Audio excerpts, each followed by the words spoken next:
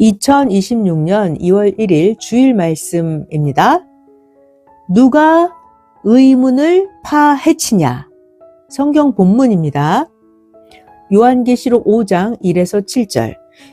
이 성경 구절을 보면 누가 그 감췄던 비밀의 책의 인봉을 푸는지 여기에 써 있습니다. 네, 같이 잘 들어보실게요. 요한계시록 5장 1절에서 7절까지입니다. 내가 보매 보좌에 앉으신 이의 오른손에 책이 있으니 안팎으로 썼고 7인으로 봉하였더라. 또 보매 힘 있는 천사가 큰 음성으로 외치기를 누가 책을 펴며 그 인을 떼기 합당하냐 하니 하늘 위에나 땅 위에나 땅 아래에 능히 그 책을 펴거나 보거나 할 이가 없더라. 이 책을 펴거나 보거나 하기에 합당한 자가 보이지 않기로 내가 크게 울었더니 장로 중에 하나가 내게 말하되 울지 마라. 유대 지파의 사자 다윗의 뿌리가 이겼으니 이 책과 그 7인을 떼시리라 하더라. 내가 또 보니 보좌와 내 생물과 장로들 사이에 어린 양이 섰는데 그 어린 양은 일찍 죽임을 당한 것 같더라. 그 어린 양에게 7뿔과 7눈이 있으니 이 눈은 온 땅에 보내심을 입은 하나님의 7영이더라. 어린 양이 나와서 보좌에 앉으신 이 오른손에서 그 책을 취하시니라. 아멘. 네, 어린 양이 하나님의 손에서 그 책을 받아서 인봉을 풀어주십니다. 바로 예수님이시죠. 아멘. 그 다음 성경 본문 요한계시록 3장 7절입니다. 빌라델비아 교회의 사자에게 편지하기를 거룩하고 진실하사 다윗의 열쇠를 가지신 이 곧 열면 닫을 사람이 없고 닫으면 열 사람이 없는 그 이가 가라사대. 아멘. 바로 예수님이죠. 아멘. 할렐루야. 오늘은 어떤 주제인지 제목입니다. 누가 의문을 파헤치냐? 이런 주제로 이 시대에 섭리 역사에 온 우리들만 들을 수 있는 말씀을 전해주겠습니다. 잘 들어봐요.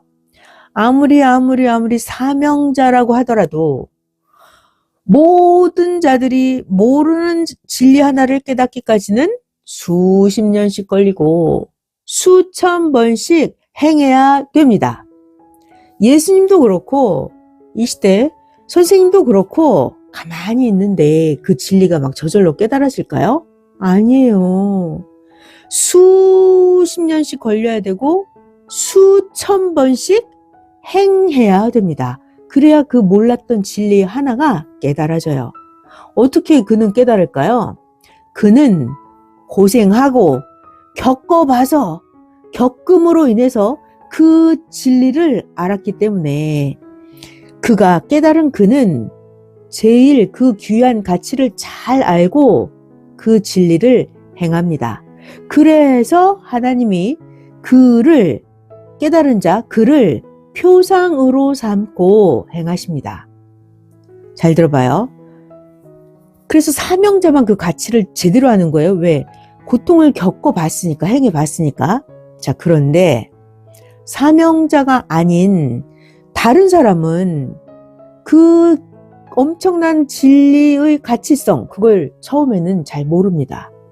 그래서 사명자가 아닌 다른 사람들은 그거를 결국은 겪으면서 가치를 알게 됩니다. 언제 아냐? 문제가 생겼을 때 그때 그 진리를 행해야만 해결되면 그때 가서야 그 진리를 좋아하게 됩니다. 아, 이 문제는 이렇게 해야 되는구나. 이걸 깨달으면 그때 그 진리를 좋아하게 됩니다. 잘 들어봐요. 오늘 진짜 엄청난 말씀을 전해주십니다. 우리가 그동안 몰랐던 어떤 하나의 진리, 그 한 진리를 깨닫기까지는 한 시대가 가야 돼요. 몇백 년, 몇천 년씩 가야 그 진리가 깨달아집니다. 한 진리가 깨달아지려면 아예 다른 시대로 나와야 깨닫게 됩니다. 왜냐고요? 구시대는 그들이 주장한 것이, 구시대에서 여태까지 몇백 년, 몇천 년 동안 주장했던 그것이 모순인 줄 알고 비진리다라는 걸 알았어도, 아니 구시대는 그동안 몇백, 몇천 년 동안 그걸 주장하면서 교파가 이루어지고 뭉쳐져 왔고, 그랬기 때문에 이제 와서 자기네가 주장했던 그 구시대 교리가 누군가가 똑바로 깨달았다 하더라도 구시대 안에서는 그 기존의 교리를 뒤집을 수가 없습니다. 그러니까 어떤 몰랐던 진리를 제대로 깨달으려면 새로운 시대에서만 돼요. 구시대에서는 안 돼요. 다른 시대에 와야 깨닫게 됩니다. 잘 들어보세요. 천주교, 개신교 모두 천주교 자체로, 개신교 자체로는 그 풍속이나 교리를 바꿀 수가 없습니다. 그래서 하나님이 아예 다른 새 시대로 바꿔서 새 역사를 펼칩니다. 봐봐요. 지금도 천주교, 개신교 그들은 어때요? 예수님의 육신 부활, 이걸 근본으로 삼고 예수님은 육체로 부활하셨다, 이걸 고백하면서 예수님은 육신으로 살아나셨으니까 예수님의 육신이 다시 온다, 이렇게 그들은 천주교, 개신교 기다리고 있습니다. 그러니까 그 구시대 주관권에서는 바꿀 수가 없습니다. 자, 비유로 설명해 주십니다. 이미 건물 짓듯이 다 집을 지어버렸어요. 이미 그곳에 땅을 사서 건축을 다 해버렸어요. 그래서 하나님은 그 집 지어놓은 거기다가는 할 수가 없는 거예요. 하나님이 그래서 다른 주관권으로 옮겨서 기존의 것을 바꿔서 새로 짓게 하십니다. 자, 구약 율법 시대 역시도 구약 안에서는 이 구약 율법을 바꿀 수가 없어요. 새로운 주관권이어야만 바꿀 수가 있습니다. 그러니까 결국 신약의 새 시대가 오니까, 때가 되니까 하나님이 보낸 그 구원자 예수님을 통해서, 하나님이 예수님을 시켜서 예수님이 말씀도 새로 하시고 제도도 새롭게 바꾸게 하시고, 그러니까 하나님이 새 시대가 오면 하나님이 보낸 사명자 예수님을 통해서 모든 제도와 말씀을 새롭게 바꾸십니다. 그래서 예수님이 신약에서 새 말씀을 주시고 구약 제도를 바꾸시고, 예수님이 새 역사 신약에서 새 시대 역사를 펴셨습니다. 구시대에서는 안 되는 거예요. 자, 이제 신약 세계에서 2000년 동안 전했던 그것 또한 신약 시대가 끝나고 새 시대가 왔다, 몇 년, 몇 월, 며칠 이렇게 때가 새 시대가 왔다고 해도 신약 주관권 그 자체 안에서는 신약의 교리, 신약의 풍속 이런 걸 다 바꿀 수가 없습니다. 그러니까 하나님은 이제 신약이 끝나는 새 시대가 왔을 때, 그때 새 역사를 새롭게 시작을 하십니다. 모든 기존의 제도를 다 바꾸시고 새로운 말씀 진리를 선포를 하십니다. 그러니까 구시대에서는 안 되는 거예요. 새 시대에서 새롭게 말씀을 주시고 제도도 바꾸게 하십니다. 아멘. 자, 이거를 축소시켜서 설명해 주십니다. 아주 재밌어요. 옛날 이야기 같아요. 할아버지가 계세요.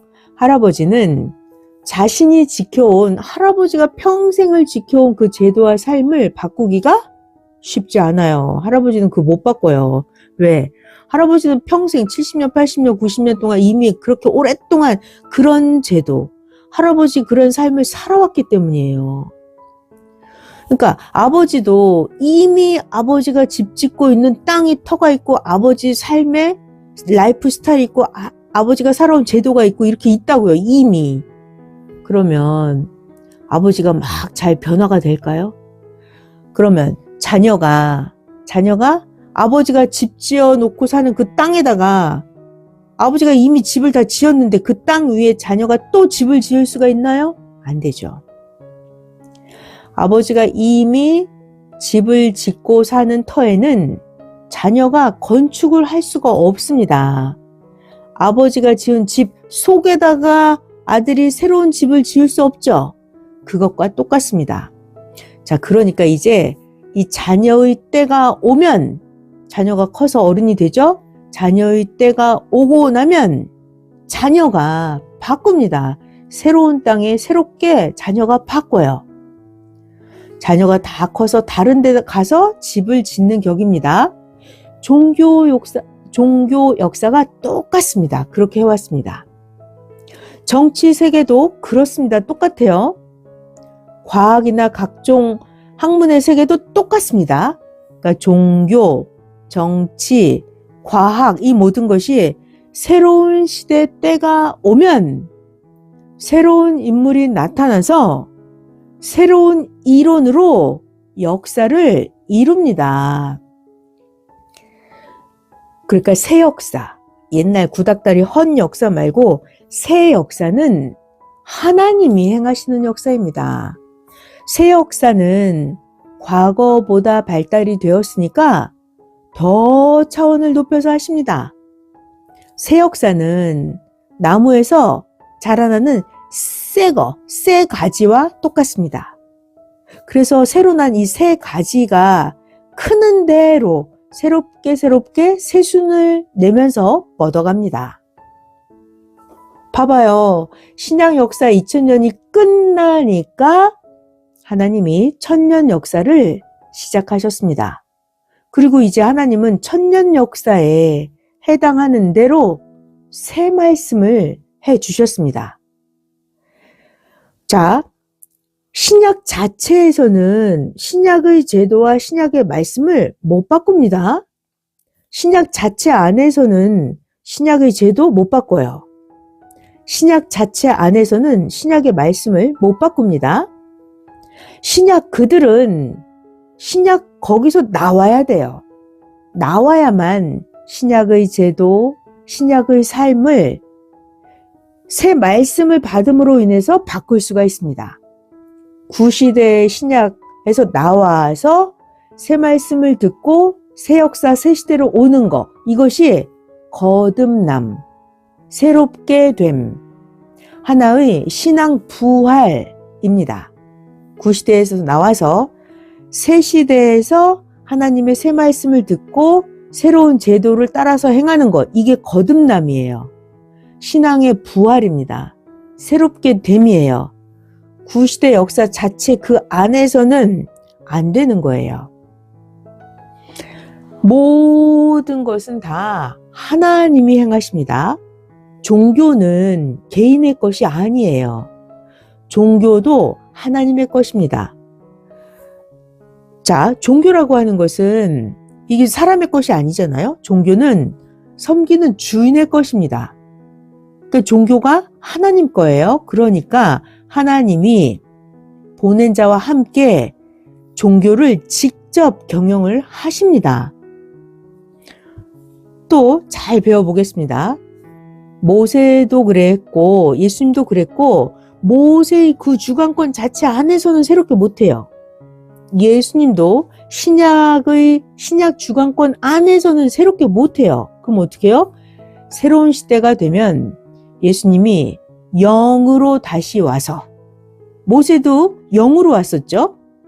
새 시대가 오면 영으로 다시 와서 새 시대 사명자를 쓰고 새 역사를 펴셨습니다. 이것이 영이 다시 온 거, 이것이 바로 재림 부활입니다.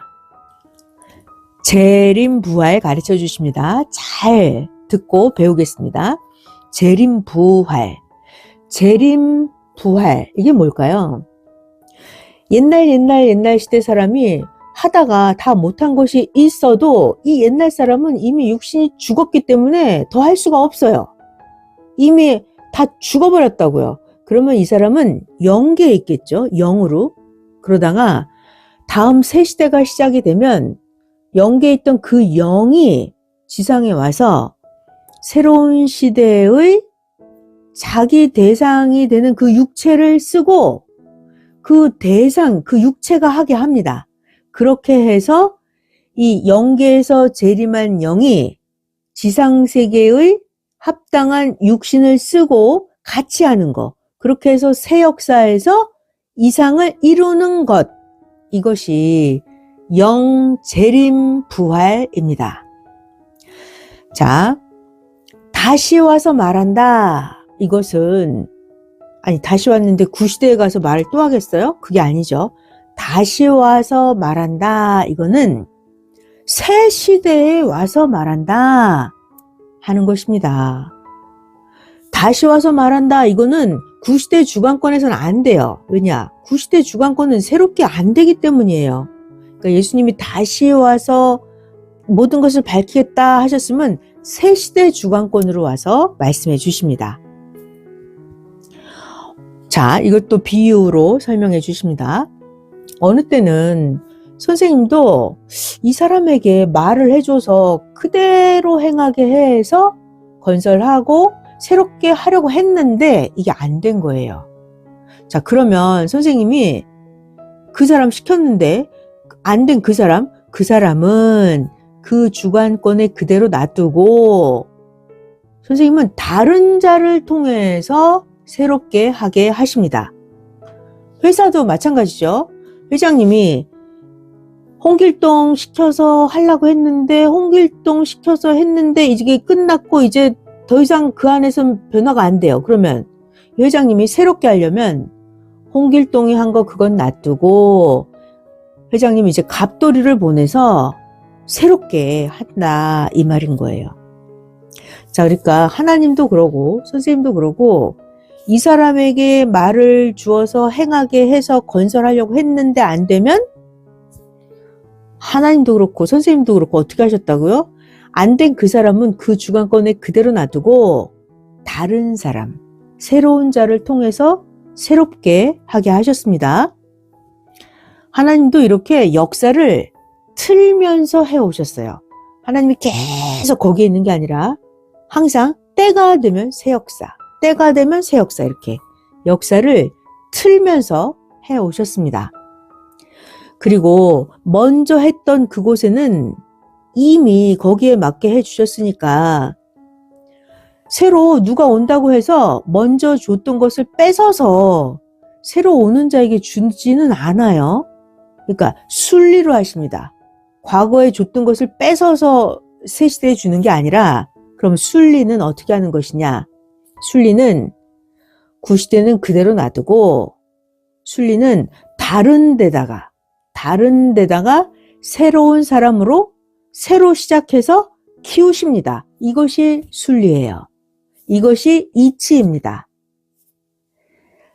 구시대는 놔두고 다른 데다가 새 사람으로 새로 시작해서 다시 하는 거 이게 순리, 이치, 이상세계의 다스림의 방법입니다. 순리대로 해야 돼요. 구시대는 놔두고 새로운 시대에 새로운 사람으로 새로운 말씀으로 새 법으로 새롭게 하는 거예요. 새로운 곳에다가요. 이게 순리예요. 아멘. 봐봐요. 이 사람에게 시켜서 건축을 했는데 어떤 것이 틀려서 다시 하려고 건축한 것을 다 뜯어야 되는 거예요. 그러면 이 사람에게 다시 하라고 또 시키면 싫어하죠. 그러니까 다른 자에게 새롭게 시킵니다. 먼저 했던 것은 먼저 거 그대로 놔둬요. 그리고 새로운 자에게 아예 새롭게 시켜서 새롭게 건축을 합니다. 이것이 순리예요. 이치입니다. 이상세계의 다스림 방법이에요. 아멘. 시킨 일을 뺏어서 새로운 사람에게 주면 어떤 일이 벌어질까요? 일을 시켜놨는데 이제 끝났고 또는 잘못했고 하면 그 시킨 일을 뺏어다가 새 사람에게 주면 어때요? 싸움 나죠? 먼저 했던 자와 새롭게 하는 자가 서로 싸웁니다. 이게 옳다 저게 옳다 하면서 말이죠. 그래서 선생님은 두 군데 다 옳다 잘했다 이렇게 말하고, 늦게 시킨 것, 나중에 시킨 것이 더 새롭게 한 것이니까 나중에 늦게 더 새롭게 한 거기를 돕고 함께 해주십니다. 이 방법이 하나님, 성령, 성자 예수님의 가르침이십니다. 아멘. 월명동 건물도 잘 봐봐요. 월명동 건물도 전보다 옛날보다 더 새로운 데다 건축하지 않았습니까? 새 시대는 발달된 시대이기 때문에 옛 역사, 구시대 역사에서는 새 시대 발달된 것을 못합니다. 섭리 역사는 새 시대예요. 그래서 섭리 역사가 천년 역사를 경영합니다. 아멘. 또 정치도 볼까요? 정치도 똑같아요. 세상에 정치하는 것도 옛날 주권자 안에서는 옛날 그 주권자가 하던 주장과 그 일, 옛날 그 제도, 그 안에서는 못 바꿔요. 자체적으로 그 안에서는 바꿀 수가 없습니다. 그럼 어떻게 해요? 새로운 정치 주권자가 와야 새롭게 다 바꿉니다. 사람들이 새 것을 따르고 가다 보면 이제 옛 시대 사람들도 나중에 가서 따라서 합니다. 아멘. 할아버지 삶은 할아버지만 살고 자녀들은 자녀대로 새 시대 제도로 새롭게 자녀의 삶을 삽니다. 정치도 똑같아요. 정치도 구정권에서는 구정권의 체계가 옳다 하죠. 그러다가 신정권이 등장을 하면 새로운 정권은 새롭게 하고 새로운 체제가 낫다 합니다. 자, 그러면 이때 백성들은 어때요? 백성들은 구정권을 따를 것이냐 신정권을 따를 것이냐 이것을 지능대로, 백성의 차원대로 백성들이 각각 선택해서 따라갑니다. 구시되건 새시되건 다 하나님 것이기 때문에 하나님이 다 도우시지만 하나님은 새시대에 더 행하십니다. 그렇게 새시대에다가 하나님께서 온전한 하나님 진리로 더 새롭게 하게 하니까 이 새시대가 더 잘 됩니다. 자, 종교의 또 시대 비유로 설명해 주십니다. 잘 들어봐요. 이 종교라고 하는 것이 하나의 사랑의 대상과 같아요. 종교는 내가 사랑하는 것과 똑같아요. 자, 그래서 먼저 택한 대상으로 그 시대의 뜻을 펴고 그리고 나서 다음에는 또 사랑하는 대상을 새롭게 택해서 새 시대의 뜻을 펴는 것입니다. 그러니까 이게 무슨 말이냐면 잘 들어봐요. 하나님께서는 구약시대 때에는 종급에 해당하는 배우자를 택했죠. 신약시대 때는 하나님이 자녀급에 해당하는 배우자를 택한 거예요. 사랑의 대상을 택한다 이 말씀이에요. 성약시대는요. 애인급에 해당하는 배우자를 택합니다. 그러니까 구약, 신약, 성약 때마다 하나님은 사랑의 대상된 자를 사랑하듯 그렇게 대해주시면서 종급으로 사랑해 주시고 아들급으로 사랑해 주시고 애인급, 신부급으로 사랑해 주시고 이렇게 하나님은 시대마다 차원을 높이시면서 새 역사로 이끄시면서 사랑의 대상이 된 자를 사랑하는 것처럼 그렇게 우리 인생들을 대해주시면서 뜻을 펴가십니다. 결국은 구약 종급이든 신약 자녀급이든 성약의 애인급이든 다 하나님 것이니까 싸우지 말고 자기에게 해당하는 자기에게 해당하는 시대 뜻을 펴면서 살아가야 합니다. 여러분들은 새 역사에 와서 이 시대 하나님이 보낸 자, 예수님 다시 오셨죠? 그리고 사명자, 하나님이 보낸 자를 머리 삼고 우리는 모두 지체가 되어서 하나님, 성령, 성자 예수님의 신부급 신앙적인 사랑의 대상이 되어서 지금 하나님의 뜻을 펴면서 가는 것입니다. 모든 것은 하나님이 다 주관하십니다. 자, 구시대가 됐든 새시대가 됐든 하나님이 다 주관하신다. 이거 성경에 나와 있어요. 자, 아브라함 때를 설명해 주십니다. 아브라함이 본처 사라가 있었는데 자녀가 없었잖아요. 그래서 아브라함이 후처 하갈에서 자녀를 낳았어요. 그렇지만 결국은 어때요? 자, 본처 사라에게서 난 자식인 이삭을 중심에서 뜻을 펴는 것처럼 첩의 자식 후처 하갈에서 난 자도 하나님이 축복은 하면서 뜻은 펴주셨죠? 아멘. 자, 창세기 17장 19절에서 20절 읽어보겠습니다. 하나님이 가라사대 아니라 네 아내 사라가 정녕 아브라함 너에게 아들을 낳아줄 테니 너는 그 애기 이름을 이삭이라고 해라. 나 하나님이 그 새로 태어난 애기 이삭과 하나님의 언약을 세우리니 그 후손에서 영원한 언약이 되리라. 그리고 하갈의 아들 이스마엘에게도 내가 너의 말을 들었으니 나 하나님이 이스마엘에게도 복을 주어서 생육이 중다하여 이스마엘로 크게 번성케 할지라. 이스마엘이 12방백을 낳으리니 나 하나님이 이스마엘도 큰 나라가 되게 하려니와. 아멘. 이 이스마엘이 먼저 태어났지만 구역사예요. 이삭은 사라가 늦게 낳은 아들이지만 새 역사죠. 자, 그래서 하나님은 이삭을 중심해서 하나님의 뜻을 펴시지만 하갈에게서 난 자녀, 구역사, 이 이스마엘에게도 복을 주십니다. 그러니까 하나님은 다 복을 주세요. 그렇지만 모두 다 축복하기는 하지만 그러나 주관권은 하나예요. 하나. 주관권 하나.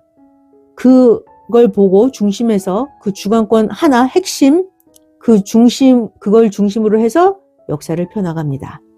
자, 그래서 결국 아브라함 때는 이스마엘이 중심이에요? 이삭이 중심이에요? 아브라함 때는 이삭, 본처 사라에게서 난 자식이기 때문에 이삭이 중심이 되었던 것입니다. 자, 창세기 21장 12절에 하나님이 정령코 이삭을 중심한다. 정확하게 말씀하십니다. 창세기 21장 12절. 하나님이 아브라함에게 말씀하시기를 네 아이나 너의 여종을 위하여 근심치 말라. 하갈이나 이스마엘 때문에 걱정하지 마라. 아브라함아. 사라가 아브라함 너에게 해준 말을 다 들어라. 이삭에게서 나는 자라야 아브라함 너의 씨라고 칭할 것이다. 아멘. 이렇게 하나님은 아브라함에게 본처 사라에게서 난 아들 이삭을 중심으로 해서 하나님 뜻을 펴겠다. 정확하게 말씀해 주셨습니다. 구시대가 됐든 새시대가 됐든 모두 다 전능하신 하나님이 시대를 따라서 하나님이 정하신 대로 하나님이 행하십니다. 그래서 처음에는 새 역사가 때가 되어서 시작이 돼도 처음에는 잘 모릅니다. 마치 한 남자가 새 살림을 차려도 잘 모르는 격입니다. 그러다가 크면 살림살이가 커지고 그러면 그때는 압니다. 종교 역사도 구약도 신약도 똑같이 그러했습니다. 봐봐요. 예수님이 이 땅에 오셔서 신약 역사를 새로 시작할 때 처음에는 구약인들은 몰랐어요. 도리어 구약 사람들은 하나님이 새로 역사하시는 이 신약 역사를 보고 구약 사람들이 노발대발했습니다. 루시퍼도 그랬죠. 루시퍼도 하나님이 새롭게 하시는 일을 루시퍼가 하면 하나님 그렇게 하면 안 돼요. 이렇게 루시퍼가 하나님이 새로 하시는 일을 막았어요. 그러다가 루시퍼가 쫓겨났죠. 자, 그러니까 하나님이 새롭게 하시면 아멘, 너무 좋아요, 이렇게 하고 잔치하고 좋아해야만 합니다. 선생님도 처음에 이 말씀을 배울 때 예수님이 선생님에게 당부하신 말씀이 있었어요. 예수님, 내가 전해주는 이 말씀을 다른 사람들에게 말하지 말라 하셨습니다. 특히나 예수님이 선생님에게 특별히 개신교에게는 말하지 말라고 하셨어요. 불교나 타 이방 종교나 천주교, 여기는 지금 보다 머니까 말해도 그들은 아예 잘 모릅니다. 그렇지만 예수님이 불교, 다른 이방 종교, 천주교 여기다가도 예수님이 가르쳐 주신 그 세 말씀 말하지 말라고 그러셨어요. 왜 그러셨을까요? 비유로 설명해 주십니다. 가정을 볼게요. 가정의 일도 부모가 특별히 한 자식에게만 야, 너는 집 사줄게, 공부해. 형제들과 같은 길을 가지 마라. 너는 의사가 되라. 이렇게 부모가 어떤 특별한 자식에게만 그렇게 했으면 그 자녀는 가정의 다른 식구들에게는 이것을 말을 안 해야 됩니다. 왜요? 오히려 방해를 하거든요. 그러나 이웃들에게는 귓속말로 해도 돼요. 남이니까 상관이 없어요. 그러다가 공부 다 하고 나서 나중에 의사가 되고 나서 병원을 차리면 그때는 고객을 모아서 운영해야 되기 때문에 이웃들에게 각종으로 다 말하기도 합니다. 그러나 엄마가 너 공부해, 넌 의사가 돼야 돼, 막 이렇게 했던 거 비밀로 엄마가 해주신 말씀이면 다른 형제들은 알면 안 돼요. 그러니까 말을 하면 안 되는 거예요. 왜?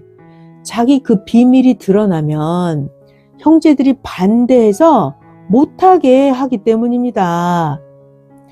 그러다가 커서 병원을 차리고 고객들이 밀려오면 그때 가서는 집안의 형제들이 알아도 괜찮습니다. 형제들이 나중에는 누구는 아유 네가 잘했다 하기도 하고 따르기도 하고 근데 누구는 싸우기도 할 것입니다. 하나님이 이렇게 새 역사를 펴오셨습니다. 섭리사의 이 새 역사도 이같이 한 것입니다. 그러니까 잘 들어봐요. 항상 새롭게 앞날을 보고 행할 것은 누구나 이야기를 안 하고 조용히 합니다. 하나님도 이 새 역사는 어떻게 하셨냐면 새 역사는 오직 사명자와 그 따르는 자만 알게 하시면서 새 역사를 펴셨습니다. 하나님은 옛날에도 그렇게 하셨고 지금도 똑같이 이렇게 하고 계십니다. 선생님이 하나님께 얘기하셨어요. 저들은 물질이 너무 많은데 우리는 진리는 많지만 재물이 없습니다 했어요. 그랬더니 하나님께서 너희도 이제 컸으니 나 하나님이 축복해 주리라 하셨습니다. 섭리사는 다른 종교와 달리 섭리사는 오직 하나님 말씀만 전해왔습니다. 섭리사에서는 막 돈 버는 사업 안 하고 신앙만 살피면서 왔습니다. 다른 종교가 물질에 뿌리를 내려도 섭리사는 우리는 신앙만 했습니다. 섭리사는 정치에 가담도 하지 않고 오직 하나님 말씀만 전하면서 섭리사는 선교만 했습니다. 예수님 때 볼까요? 예수님 때 세례 요한이 정치에 가담을 했어요. 마태복음 14장에 나옵니다. 세례 요한은 육적이라서 그랬어요. 육적이라서. 어느 시대든지 잘 들어봐요. 어느 시대든지 이 세례 요한 사명자는 육적인 특성이 있습니다. 원래 타고나기를 육적인 역할을 하는 거거든요. 그래서 어느 시대든지 잘 들어요. 세례 요한 사명자는 육적인 특성이 있습니다. 그러니까 각각 사람마다 하나님이 맡기신 일을 자기 사명대로만 해야 합니다. 그러니까 제삿집에 갔는데 잔치하려고 하면 안 되죠. 그러니까 자기 맡기신 그 사명, 그걸 제대로 똑바로 해야 되는 거예요. 자, 그래서 섭리사는 오직 말씀 전하는 것만 했죠. 하나님 말씀. 자, 사명이라고 하는 것은 종교는 뭐가 사명일까요? 종교. 오직 하나님, 성령님, 성자, 예수님만 중심으로 해야 됩니다. 자, 이 종교라고 하는 이 자체도 종교 자체도 하나의 하나님 역사에 있어서 정치예요. 정치입니다. 이 종교도 하나의 정치입니다. 무슨 정치? 하나님 역사의 정치. 자, 그러니까 이 종교도 젊은 자들을 키워서 신앙을 더 심어주면서 이 젊은 자들을 데리고 하나님의 뜻을 펴야 합니다. 하나님은 말씀하셨습니다. 신앙은 얼마나 영원한가, 그걸 중심해서 신앙을 해야 한다 말씀하셨습니다. 또 하나님이 말씀하셨습니다. 물질 중심하는 자들을 보아라. 물질 거기에 빠져서 신앙도 버리지 않았느냐. 섭리사 너희는 물질이 없으니 신앙으로 뭉치게 되었다. 하나님이 말씀하셨어요. 그러니까 하나님 말씀이 신앙이라고 하는 거는 가장 중심해야 될 것이 얼마나 영원한가, 이걸 중심해서 신앙을 해야 된다 말씀해 주셨습니다. 그렇다고 해서 섭리사의 물질 축복을 안 해주신 것이 아닙니다. 우리도 각각 물질은 자기가 각각 벌어서 살게 해주셨습니다. 각각 벌어서 잘 사는 것, 이것도 하나님이 축복해 주신 것입니다. 하나님이 말씀하셨어요. 자체적으로 수입하고 자체적으로 지출하고 이렇게 경제로 생활하면서 감사하는 것이다. 자체 수입, 자체 지출, 그렇게 교회도 운영하고 선교하라. 신부시대니까 너희가 알아서 해야 하지 않느냐 하셨습니다. 하나님이 그동안은 돕고 다 해주셨습니다. 하나님이 때와 시대에 따라서 해줄 것을 다 해주셨습니다. 자기가 준비가 안 돼서 받을 그릇을 못 받은 자는 자기 책임을 못해서 못 받기도 했습니다. 자, 그러니까 자기가 축복받기를 원하면 축복을 받을 수 있도록 자기가 할 일을 행해야 합니다. 잘 들어봐요. 천국은 커튼 문 열리 뿅 하고 천국이 나오는 게 아니라 새로운 역사, 새 역사는 개척하는 겁니다. 새 역사는 개발입니다. 개발. 그래서 새로운 역사는 힘도 들고 어렵죠. 그렇지만 새 것을 얻습니다. 그러니까 개척 나간 자들 전심으로 해야 합니다. 환난과 고통이 문제라고는 하지만 하나님은 이 환난, 고통 또한 새 역사에 해당되게 역사에 오셨습니다. 자, 그러니까 잘 들어봐요. 바람이 너무나 춥게 얼마나 찬바람이 부냐, 이게 문제가 아니라 시대에 맞는 행실의 옷을 얼마나 두껍게 껴 입었느냐, 이것이 문제입니다. 날씨가 춥고 바람 부는 게 문제가 아니라 옷을 따뜻하게 입었냐, 이게 문제예요. 그러니까 신앙에서도 환난, 고통이 문제가, 찬바람이 부는 게 문제가 아니라 시대에 맞는 행실의 옷을 얼마나 껴 입었냐, 이게 문제입니다. 자, 환난, 비바람, 태풍. 자, 그런데 잘 들어봐요. 신기한 말씀 해드립니다. 바람이 불어야 통풍이 돼요. 바람이 불어야 가을에 곡식이 잘 마르고 바람이 불어야 곡식이 잘 익게 됩니다.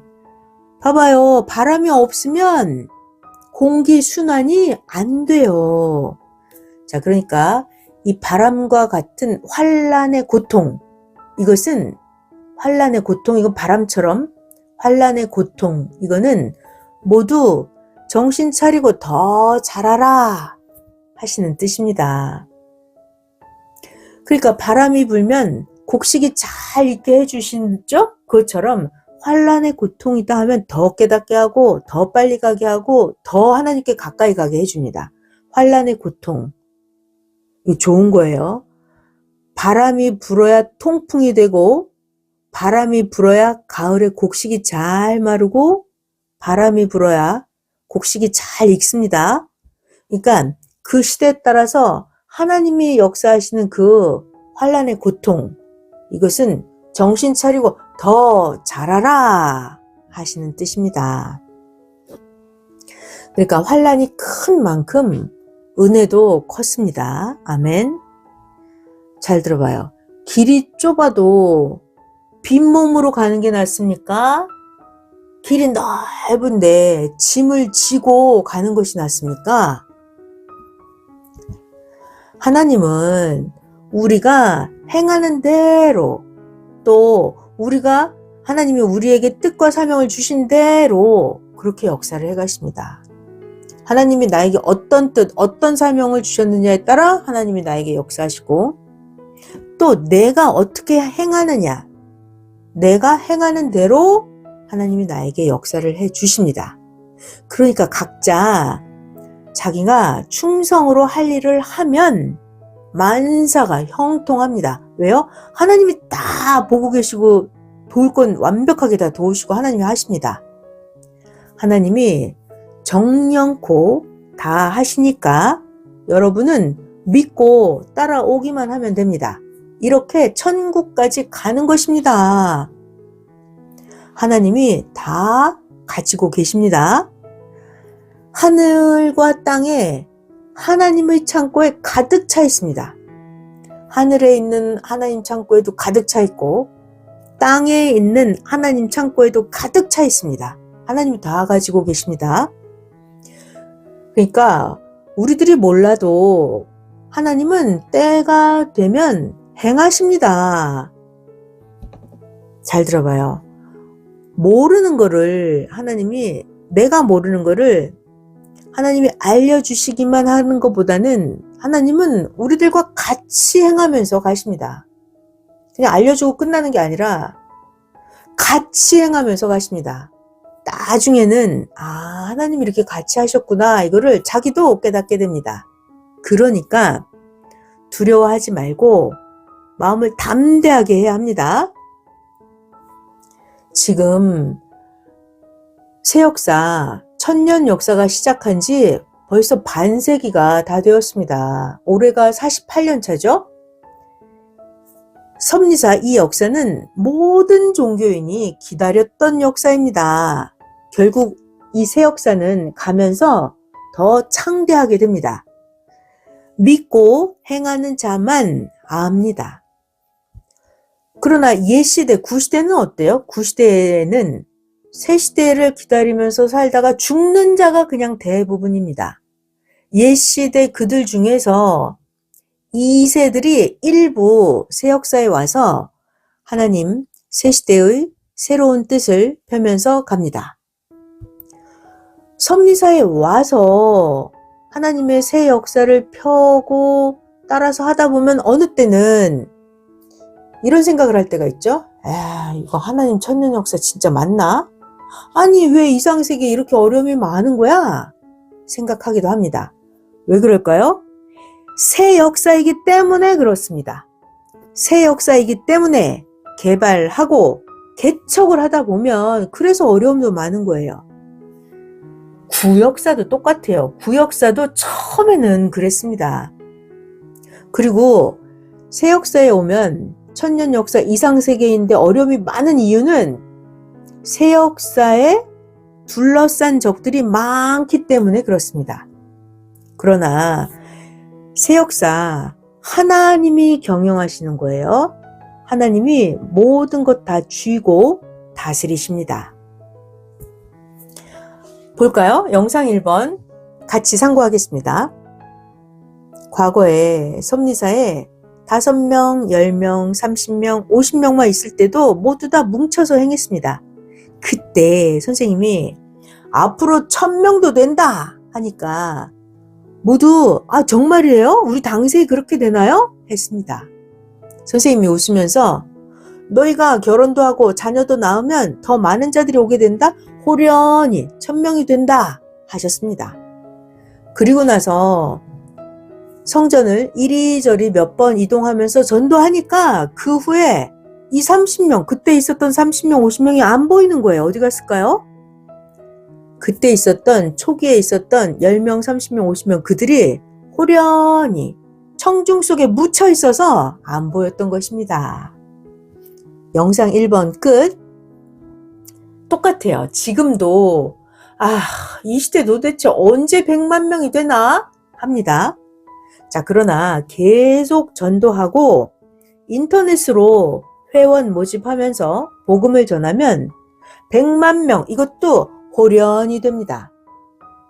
그리고 또 월명동 언제 다 개발해서 쓰냐고 하던 자들이 이제 와서 호련히 다 개발되고 나니까 자, 어때요? 이제는 월명동 쓰면서 월명동 이게 꿈이 아닌 현실이 맞아요? 라고 하죠. 이것처럼 하나님 역사를 끝까지 가는 자들이 꿈을 이룹니다. 아멘. 자, 근데 중요한 게 있어요. 자기 때가 있죠? 자기 때가 왔으면 환난이 오든 핍박이 오든 상관없이 무조건 충성으로 해야 됩니다. 왜요? 자기 때가 지나고 나면 아무리 세월이 편안해도 이제는 때가 지나버려서 없어서 못합니다. 자, 모두 화목하게 해야 잘 됩니다. 그러니까 서로서로 돕고 이끌어주기 바랍니다.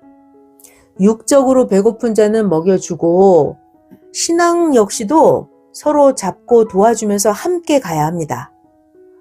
잘 들어봐요. 힘들 때는 스스로 못해요. 그러니까 힘들어할 때는 실가닥만큼이라도 잡아줘야 올라올 수가 있어요. 그렇게 잡아줘서 오르다 보면 어느 순간 그 사람에게도 평지가 나옵니다. 아멘. 자, 또 잘 들어봐요. 자기 공력을 세우는 것은 다 다릅니다. 각자마다 공력 세우는 건 다 제각각이에요. 다 달라요. 자기가 공력대로 자기가 행한 대로 그대로 자기 것이 세워져 갑니다. 아멘.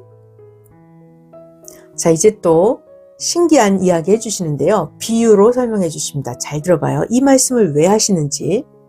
골프 이야기를 해주셨어요.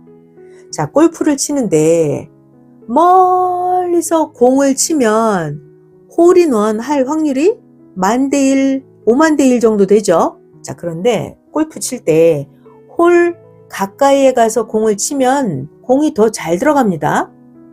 그러다가 홀과 한 뼘 거리에서 치면 공을 밀어 넣으면 홀컵에 더 잘 들어가요. 한 뼘보다 더 가까우면 칠 것도 없이 그냥 불어 넣으면 공이 홀컵에 빨려 들어갑니다. 자, 골프 이야기를 해주셨어요. 왜 이야기를 하셨을까요? 그러니까 멀리서 하면 홀인원 한 번에 넣기 힘들다는 거예요. 마찬가지로 똑같이 하나님, 성령님 주도 멀리서 하나님을 섬기면 승리하기가 어렵습니다. 가까이 할수록, 하나님을 가까이 할수록 쉽습니다. 가까이 하면 힘들게 할 것도 없습니다. 골프도 가까운 데서 치면 그냥 다 들어간다니까요. 근데 멀리서 치면 골프공도 안 들어가잖아요. 똑같이 하나님도 멀리서 하나님을 섬기면 승리하기가 어려워요. 그러나 하나님을 가까이서 섬기고 사랑하면 아주 쉽습니다. 하나님 섬기는 게 힘들게 할 게 없어요. 자, 멀리 있는 자는 어떻게 해야 돼요? 자꾸 거듭해서 가까이 하려고 하면 가까이 와집니다. 골프도 어때요? 한 번 치고 두 번 치고 점진적으로 거듭 공을 치면서 홀컵에 가까이 가면서 쉽게 공을 넣고 가죠. 마찬가지로 하나님한테도 자기가 가까이 오려고 하면 하나님과 점점 가까워집니다. 진리는 절대적으로 하면 됩니다. 만사가 다 똑같습니다. 그러니까 무슨 일이 됐든지 간에 반복해서 하면 된다. 이것이 진리예요. 골프를 치는 것도 그렇고 하나님께 가까이 가는 것도 그렇고 반복해서 하면 된다. 이것이 진리입니다. 아멘. 자, 그런데 때로는 하나님이 때를 따라서 하나님이 뜻을 따라서 틀어버리기도 합니다. 틀기도 하십니다. 자, 그래서 하나님이 트시는 자는 자기가 아무리 해도 안 됩니다. 하나님 일은 하나님이 정령코 하게 하셔서 그 일이 끝이 나게 하십니다. 하나님 일이니까요. 하나님 일은 하나님이 정령코 하십니다. 그래서 하나님이 결국 그 일이 하나님 일이 끝나게 하고야 마십니다. 그러니까 하나님과 멀리 떨어져서 한 번에 하려고 하지 말고 반복해서 하나님께 가까이 와서 하면 하나님께 가까이 오는 거예요. 하나님께 가까이 와서 하면 한 번에 됩니다. 힘도 안 들어요. 그러니까 하나님께 가까이 와서 해야 합니다. 그러면 어떻게 하나님께 가까이 오나요? 새 역사, 성약 역사는 신부 시대라서 쉽습니다. 봐봐요. 구약보다 신약 시대가 더 쉬워요.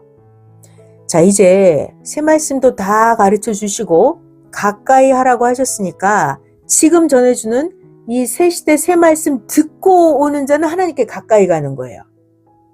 지금 전하는 이 말씀 듣고 바로 믿고 따라가는 그 사람이 하나님께 가까이 가는 거예요. 그러면 모두 다 쉽게 해집니다. 아멘. 그러니까 이 종교라고 하는 것이 옛 시대일수록, 구시대일수록, 옛날 종교일수록 지켜야 할 조건이 너무 많아요. 너무 힘들어요. 특히나 우상 종교나 샤머니즘 종교들은 절을 허리가 끊어지도록 수백 번씩, 수천 번씩 절해야 됩니다. 우상 종교, 샤머니즘 종교들은 뭐 못도 어디다 박으면 되고 안 되고 뭐 제사를 드려야 되고 절도 수백 번 해야 되고 그 밖에도 조건이 너무나 많습니다. 이 우상 종교들은 자기들이 신이라고 하지만 사람들이 아무리 조건을 지켜도 그들은 그 원하는 것을 이 우상신들은 하나도 해주지를 못합니다. 그러나 하나님이 말씀하신 그 법, 그 조건을 지키는 대로 하나님은 다 주십니다. 아멘. 볼까요? 옛날 구약시대 때도 지켜야 할 조건이 너무 많았죠. 양을 잡고 소를 잡고 비둘기를 잡고 제사를 지내고 구약 때도 지켜야 할 조건이 너무 많았습니다. 신약시대 때도 어때요? 지켜야 할 조건이 많았어요. 물론 신약이 구약시대 때보다는 훨씬 쉬웠어요. 자, 하나님은 새 시대가 와서 새롭게 행할 때는 구시대의 법을 다 폐합니다.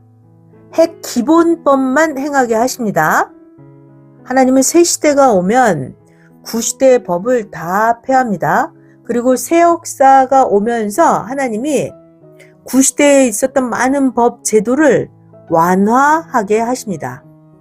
그렇게 구시대의 것은 모두 폐하고 이제는 신부의 법, 새 시대 말씀, 신부의 법으로서 신부법의 핵심에 해당하는 거 그것만 강화했습니다. 그게 뭘까요? 신부의 법은 뭐다? 가장 중요한 신부 시대 법, 깨끗이 하라. 깨끗이 하라. 신부가 가장 중요한 건 깨끗한 거예요. 몸도 깨끗하고 마음도 깨끗하고 정신도 깨끗하고 신부가 몸도 더럽고 마음 정신에 막 이 사람 저 사람 딴 사람 생각하고 사랑하고 이러면 안 되잖아요. 이 시대 새 역사에서 하나님 새 역사의 신부법의 가장 핵심은 뭐다? 깨끗이 하라. 아멘. 이 깨끗이 하는 이 핵심, 이것만 더 강화했습니다. 구시대였던 구약의 종의 시대를 봐봐요. 얼마나 조건이 많았습니까? 제사법, 할례법, 각종 지켜야 할 법이 구약에는 수십 가지였습니다. 구체적으로 구약시대의 법은 뭐가 있었죠? 안식일 날은 어떻게 해야 돼요? 자기가 사는 곳에서 오리를 벗어나면 안 돼요. 오리 신앙을 했습니다. 지금도 구약 율법 아래에 있는 자들은 똑같이 그렇게 합니다. 이렇게 구약의 제사법, 할례법, 안식일법 이런 법들이 예수님이 오신 후에는 다 폐해졌습니다. 예수님이 오신 뒤에는 구약의 이런 법들은 다 폐했어요. 자, 그러면 그 다음 신약 시대에도 똑같습니다. 신약은 자녀 시대의 법이었죠.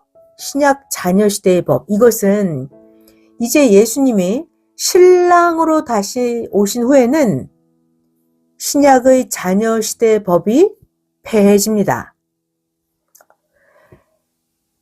새 역사에서 예수님이 신랑으로 다시 오셔서 새 말씀 새로운 법을 주시면 신약에 있었던 자녀 시대의 법은 끝나는 거예요. 폐해집니다. 문을 닫아요.